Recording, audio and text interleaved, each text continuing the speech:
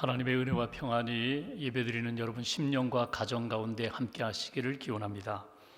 일본의 여성 작가인 미우라 아야코가 지은 사랑한다는 것과 믿는다는 것이라는 제목의 수필집이 있습니다. 그 책에 담겨 있는 이야기입니다. 미우라 아야코는 지병으로 13년 동안 병원 생활을 했습니다. 처음에 병원에 입원했을 때에 자신을 찾아오는 사람들이 너무나 반갑고 고마웠습니다. 그런데 시간이 지나면서 자기에게 찾아오는 사람들, 가져오는 선물에 대하여 관심을 갖기 시작합니다. 어떤 분은 과일을 가져오고, 어떤 분은 꽃을 사오고, 어떤 분은 책을 가져오고, 또 어떤 분들은 위로금을 가져왔습니다. 반갑기도 하지만 그분들이 가져오는 선물에 대하여 이렇게 마음을 쏟다 보니까 시간이 흘러 이제는 가져오는 것이 당연하게 여겨지고 내가 받는 것이 당연한 것으로 생각되었습니다. 어느 날 오랜 친구가 병실에 찾아왔습니다. 몇 년 동안 만나지 못했는데 몇 년 만에 병원에서 만난 것입니다. 그 친구를 반갑게 맞이하며 서로 이런저런 대화를 나누기 시작하는데 그 친구의 손을 보니까 빈손입니다. 미우라 아야코가 생각합니다. 아니, 몇 년 만에 만난 친구인데 몇 년 만에 병문안하면서 빈손으로 오다니. 그러면서 또 이런 생각을 합니다. 아니야, 시간이 없어서 바빠서 그랬을 거야. 아마도 위로금을 가져왔을 거야. 봉투를 가져왔을 거야. 대화가 무르익고 이제 헤어질 시간이 되었는데 그 친구가 봉투를 내밀지 않는 것입니다. 그리고 작별 인사를 하고 떠났습니다. 섭섭했습니다. 아니, 저런 친구가 있나? 아마도 잊었을 거야. 준비해 왔는데 깜빡 잊고 병실에서 떠났을 거야. 이제 잠시 후면은 다시금 돌아올 거야. 그리고 기다리는데 그 친구는 끝내 돌아오지 않았습니다. 그 친구를 생각하면서 혼자 중얼중얼 투덜거립니다. 그 친구 이제 보니까 시시한 친구야. 별 볼 일 없는 친구야. 이렇게 중얼거리는 자기 자신을 보면서 미우라 아야코가 깜짝 놀라게 됩니다. 왜 내가 이렇게 되었는가? 왜 내 모습이 이렇게 되었는가? 처음에 가졌던 그 마음, 누구와 나에게 방문했을 때 그렇게 고맙고 반가웠는데 내 삶이, 내 마음이 왜 이렇게 변질되었는가? 나는 몸만 아픈 것이 아니라 이제는 내 마음도, 내 생각도, 내 정신도 병들었구나. 그러면서 그가 두렵고 떨리는 마음으로 하나님 앞에 엎드려 기도하기 시작합니다. 하나님, 제가 왜 이렇게 되었습니까? 제 안에 순수한 모습은 다 사라지고 어느덧 고등 거지가 되어버리고 말았습니다. 제가 어찌하여 다른 사람에게 사랑받는 일, 선물 받는 일을 당연하게 여기는 그런 사람이 되어버렸습니까? 하나님, 저를 불쌍히 여겨 주옵소서.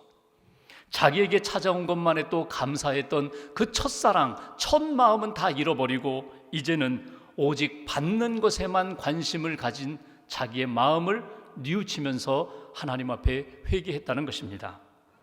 여러분의 마음과 생각은 어떻습니까? 요즘 여러분들의 마음이 어떤 상태입니까? 아직 순수하십니까? 아니면 이미 벌써 오염되었습니까? 여러분의 마음과 생활 가운데 찾아온 기쁨은 무엇입니까? 여러분 마음에 찾아온 슬픔과 아픔은 무엇입니까? 여러분이 하나님 앞에서 정말 간절히 원하는 기쁨은 무엇입니까? 오늘 성경 말씀은 하나님이 아브라함 가정에 찾아가셔서 아브라함과 사라에게 기쁨을 주시는 내용이 오늘 본문의 내용입니다. 창세기 18장은 이렇게 시작합니다. 하나님께서 사람의 몸으로 아브라함 가정을 찾아가십니다.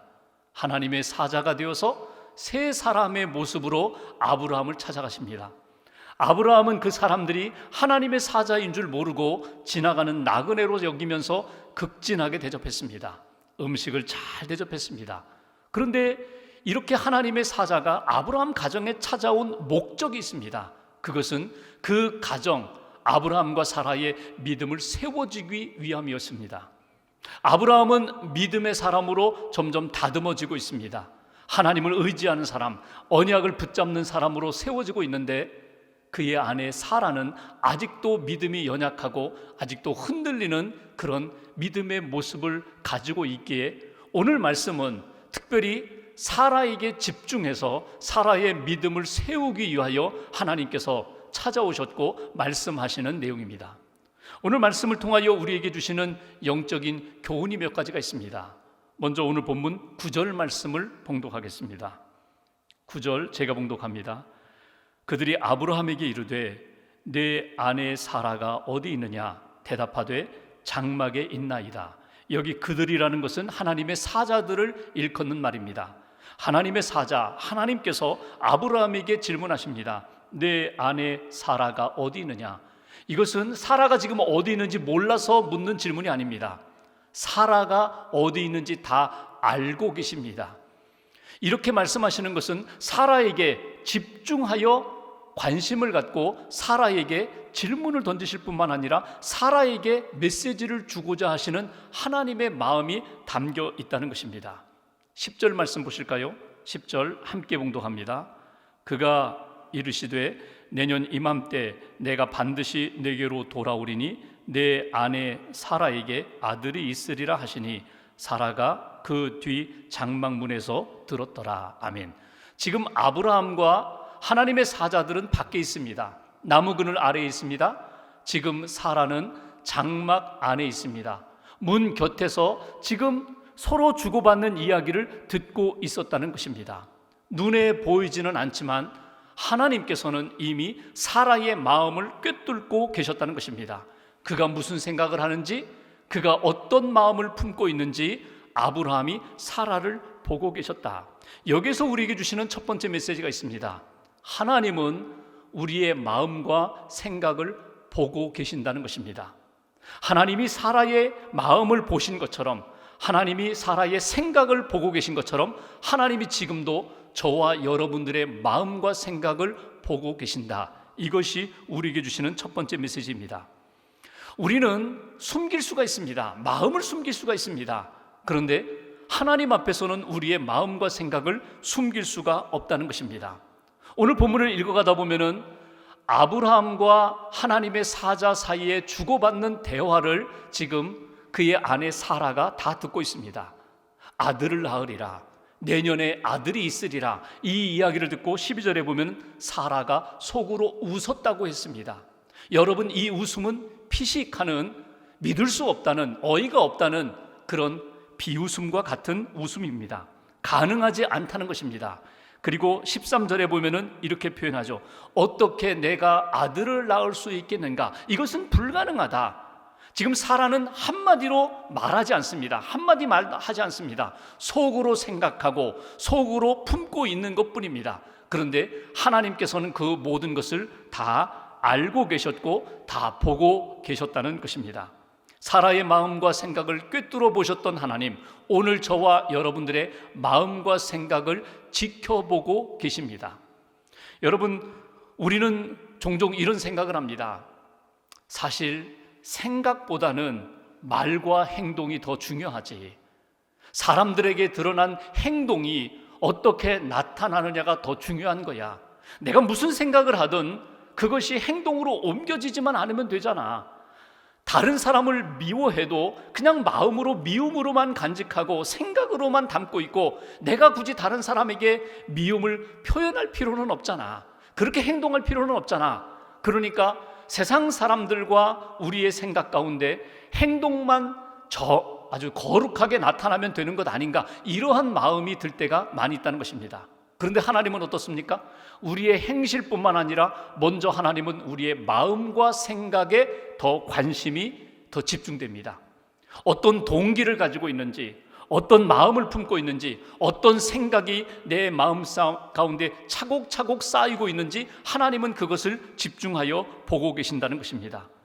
여러분, 리차드 칼슨이 지은 우리는 사소한 것에 목숨을 건다라는 책에 보면은 저자는 생각의 중요성에 대하여 이렇게 이야기합니다. 생각에 집착을 버리면 당신은 행복해질 수 있습니다. 생각의 집착, 나의 생각, 나 중심의 생각, 나만이 옳다고 하는 그 생각을 내려놓으면 진정으로 자유와 평안을 누릴 수 있는 인생이 된다는 것입니다. 여러분, 생각의 방향을 바꾸셔야 합니다. 생각의 변화가 나타나야 합니다. 생각의 시선이 바뀌어야 합니다. 하나님이 나를 보고 계신다는 그 생각 아래에 믿음의 생각으로, 긍정적인 생각으로, 신앙적인 생각으로, 빛을 향한 생각으로 우리의 생각의 방향이, 관점이 바뀌어야 합니다. 우리의 생각을 방치하면 나도 모르게 어둠의 생각이 찾아오고, 불신앙적인 생각이 찾아오고, 이 하나님이 기뻐하지 않는 생각들이 끊임없이 우리에게 찾아오는데 이것을 차단해야 한다는 것입니다. 오늘 사라의 마음을 꿰뚫어 보셨던 하나님, 저와 여러분들의 생각을 꿰뚫어 보고 계시는데 하나님 앞에 부끄러운 생각들로 차곡차곡 쌓는 그런 인생 되지 않기를 주님의 이름으로 권면합니다. 신약성경 누가복음에 보면은 누가복음 9장에 예수님께서 3명의 제자들을 이끄시고 산에 오르시는 장면이 나옵니다. 산에 올라가셔서 신령한 영적인 체험하려고 내려오십니다. 변화산 경험을 하고 내려오십니다. 그런데 예수님이 제자들과 함께 올라가셨을 때에 남은 제자들이 산 아래에서 어려움을 겪게 됩니다. 그것은 한 아버지가 아들을 데려왔는데 아들이 귀신 들렸습니다. 불 속에 들어가고 물 속에 들어가는 그 아들을 고쳐달라는 것입니다. 근데 제자들이 쩔쩔매면서 고쳐주지 못했습니다. 예수님이 내려오시자 그 아버지가 고쳐달라고, 그리고 예수님이 고쳐주셨습니다. 제자들이 궁금했습니다. 주님, 우리는 왜 고치지 못했습니까? 왜 우리는 기적을 행하지 못했습니까? 예수님이 2가지로 말씀하십니다. 너희가 기도하지 않았기 때문이다. 또 하나는 너희 안에 믿음이 없기 때문이다. 너희가 생각은 있는데, 고칠 수 있다는 생각은 있는데 진정으로 하나님 앞에 기도하지 않았고, 너희 마음의 생각이 인간적인 생각에 매여 있기 때문에 믿음의 생각, 하나님을 의지하는 믿음으로 채워져 있지 않기 때문에 너희들이 고치지 못했다고 예수님이 지적하신 것을 보게 됩니다. 여러분, 겉으로 나타나는 모습이 아니라 먼저 우리 속 마음이, 우리의 속 생각이 하나님이 기뻐하시는 믿음의 생각으로 무장되어 있는지, 믿음의 마음으로 다시 한번 우리의 마음을 무장했는지 점검해 볼 필요가 있다는 것입니다. 잠언 4장 24절에 보시면 모든 지킬 만한 것 중에 더욱 내 마음을 지키라, 생명의 근원이 이에서 남이니라 말씀하셨습니다. 마음을 지키라, 생각을 지키라. 하나님이 기뻐하시는 마음과 생각을 지킬 때 생명의 근원이 거기에서 비롯된다고 우리에게 말씀해 주셨습니다. 그래서 우리가 기도합니다. 하나님, 제 마음과 생각을 주님께서 붙들어 주옵소서. 주님께서 다스려 주옵소서. 혹이라도 내 마음과 생각이 오염되어 있다면 다시 한번 거룩한 심령으로 회복시켜 달라고 하나님 앞에 기도하면서 우리의 마음과 생각을 지켜보시는 하나님 앞에 부끄럽지 않게 믿음으로 살아가는, 믿음으로 하나님의 뜻 이루는 저와 여러분 되시기를 주님의 이름으로 기원합니다. 2번째 우리에게 주시는 교훈이 있습니다. 11절 말씀 보실까요? 11절 제가 봉독합니다. 아브라함과 사라는 나이가 많아 늙었고 사라에게는 여성의 생리가 끊어졌는지라. 아브라함과 사라 이제 늙었다는 것입니다. 그리고 원문을 보면은 여성의 생리가 끊어졌다, 이것이 원문에는 사라는 여성의 길에서 끊어졌다 이렇게 표현되어 있습니다. 그러니까 여성의 길이라는 것은 무엇입니까? 여성이 잉태하는 그 은혜와 복을 누리는 자리에서 이제는 마감되었다, 끝났다라는 그런 표현입니다. 오늘 사라의 몸의 상태가 나이가 들어 늙었고 이제는 여성의 길에서 끊어진 상태입니다. 13절, 12절, 13절 말씀을 보시면 12절 끝부분에 이렇게 표현되어 있죠. 사라가 속으로 웃었다. 그리고 내게 무슨 즐거움이 있으리요? 내게 무슨 잉태의 기쁨과 즐거움이 있겠는가? 13절에 보시면 끝부분에 어떻게 아들을 낳으리요? 나는 이제 아들을 낳지 못해. 내 인생 자녀를 얻는 복은 끝났어. 불가능해. 이것이 사라의 마음과 생각입니다. 근데 하나님의 마음은 그렇지 않습니다. 14절 말씀 보실까요? 14절 한 절을 같이 봉독합니다. 여호와께 능하지 못한 일이 있겠느냐? 기한이 이를 때에 내가 네게로 돌아오리니 사라에게 아들이 있으리라. 아멘. 하나님이 이렇게 말씀하세요. 너는 끝났다고 하는데 나는 끝나지 않았다. 너는 불가능하다고, 이제는 잉태의 기쁨과 즐거움을 누리지 못하리라 그렇게 단정 짓는데 아니다, 내가 그 기쁨과 즐거움을 줄 수 있다라고. 하나님이 하시는 말씀은 무엇입니까? 나는 할 수 있다. 나는 전능한 하나님이다. 내가 약속한 대로 그 일을 이루리라. 그러니 나를 믿으라. 나의 말을 믿으라. 나의 능력을 믿으라. 이것이 오늘 사라에게 주시는 메시지, 저와 여러분들에게 주시는 메시지입니다. 여기서 두 번째 메시지가 있습니다. 하나님은 지금도 우리에게 믿음을 계속 심어주고 계신다는 것입니다. 우리가 믿음으로 성장하기를 원하신다는 것입니다. 믿음의 대장부로 세워지기를 원하시는 하나님의 마음을 잃어버리지 말아라. 이것이 오늘 우리에게 주신 두 번째 메시지예요. 속으로 웃었어요. 속으로 생각하고 단정했어요. 나는 나를 안다는 거예요. 사라 자신이 이제는 생리가 끊어져서 이제는 더 이상 잉태의 능력도 없고 기쁨도 없는 상태야. 여러분, 종종 우리가 이런 생각하죠. 나는 누구보다도 나 자신을 가장 잘 알아. 내가 할 수 있는 것과 할 수 없는 것, 감당할 수 있는 것, 받아들일 수 있는 것과 감당할 수 없는 것, 받아들일 수 없는 것, 나는 누구보다도 나 자신을 가장 잘 알아. 그런데 하나님은 이렇게 말씀하세요. 내가 아는 것은 너 삶의 가장 작은 부분일 뿐이야. 너는 불완전한 부분이야. 다 알 수 없어. 너는 못한다고 하는데 내가 함께하면 할 수 있다. 너는 끝났다고 하는데 내가 함께하면 다시 시작될 수 있어. 이것이 하나님의 말씀입니다. 오늘 사라의 문제가 무엇입니까? 환경의 문제, 조건의 문제, 자기 몸의 상태의 문제가 아닙니다. 사라에게 있어서 가장 큰 문제는 하나님을 믿지 못하는 믿음이 없다는 것이 가장 큰 문제입니다. 말씀을 들었음에도 불구하고 그 말씀을 붙잡고 믿음으로 기대하는 그 믿음이 없다는 것이 사라에게 가장 큰 문제가 된다는 것입니다. 그래서 하나님이 14절에 사라에게 주시는 믿음을 심어주시는 내용이 바로 그것입니다. 14절 다시 한번 보십시오. 하나님이 이렇게 말씀하십니다. 여호와께 능하지 못한 일이 있겠느냐?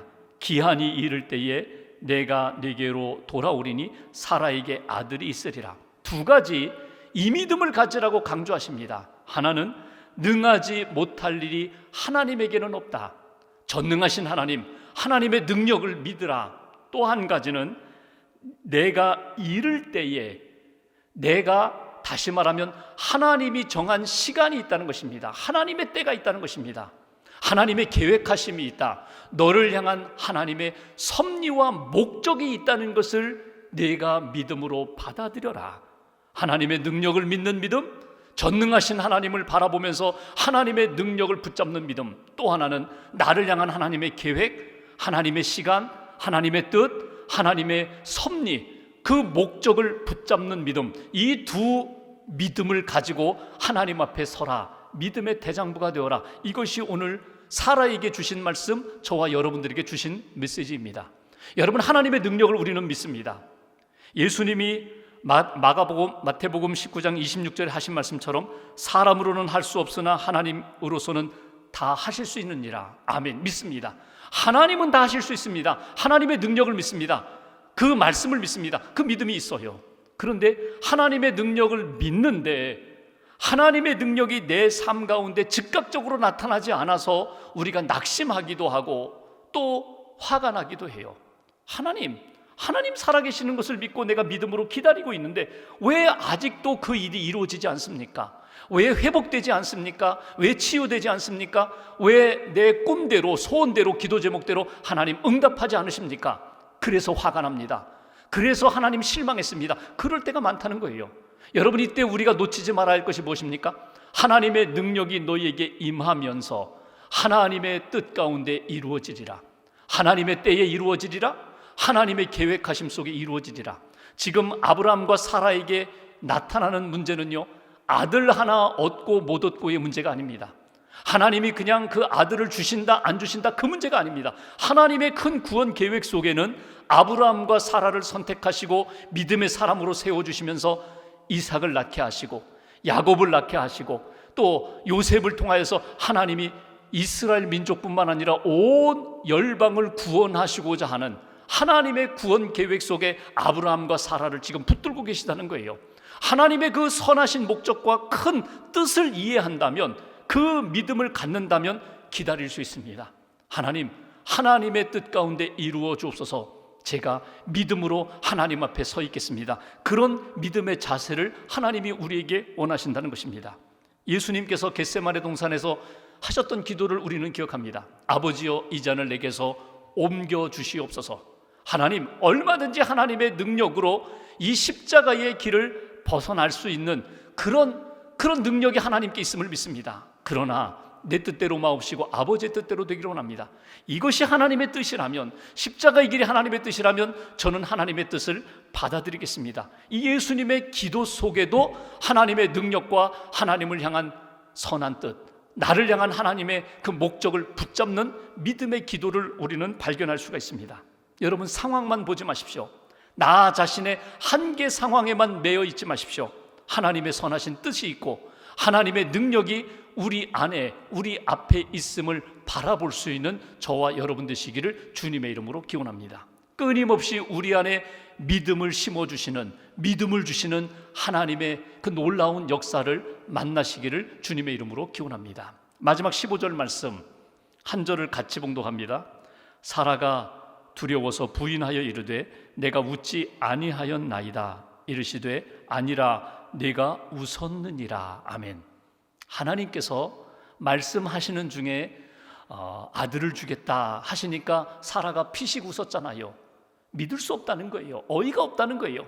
내 몸 상태로 보나 내 남편의 나이로 보나 도저히 있을 수 없는 일하고 그렇게 웃었어요.